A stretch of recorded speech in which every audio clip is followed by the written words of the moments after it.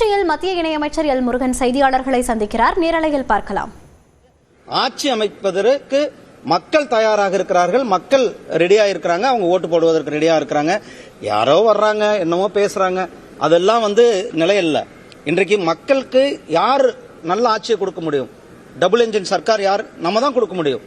இன்னைக்கு உத்தரப்பிரதேசமாக இருக்கட்டும், மத்திய பிரதேசமாக இருக்கட்டும், ஹரியானாவாக இருக்கட்டும், பீகாராக இருக்கட்டும், மகாராஷ்டிராவாக இருக்கட்டும், அங்கெல்லாம் வளர்ச்சியினுடைய வேகத்தை எவ்வளவு மக்கள் பார்த்து கொண்டிருக்கு. அதே போல இங்க கூட 2017 2016 21 வரலும் கிட்டத்தட்ட 4.5 வருஷம் நம்மளுடைய மரியாதைக்குரிய அண்ணன் எடப்பாடி பழனிசாமி அவர்களுடைய ஆட்சி, அவருடைய ஆட்சியில வளர்ச்சி திட்டங்கள், மக்கள் எவ்வளவு செழிப்பா இருந்தாங்க என்பது மக்களுக்கு தெரியும். இவர்கள் ஆட்சிக்கு வந்தால் நல்ல ஒரு அரசாங்கத்தை கொடுப்பார்கள் என்று மக்கள் விரும்புகிறார்கள்.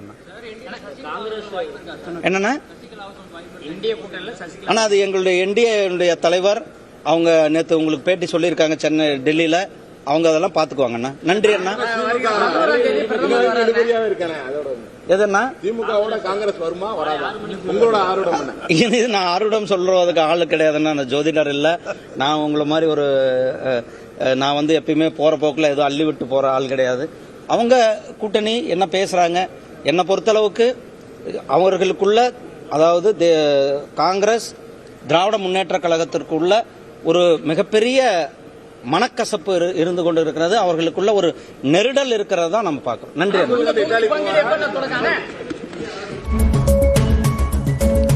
திருச்சியில் மத்திய இணையமைச்சர் எல் முருகன் செய்தியாளர்களை சந்தித்த காட்சிகளை பார்த்தோம்.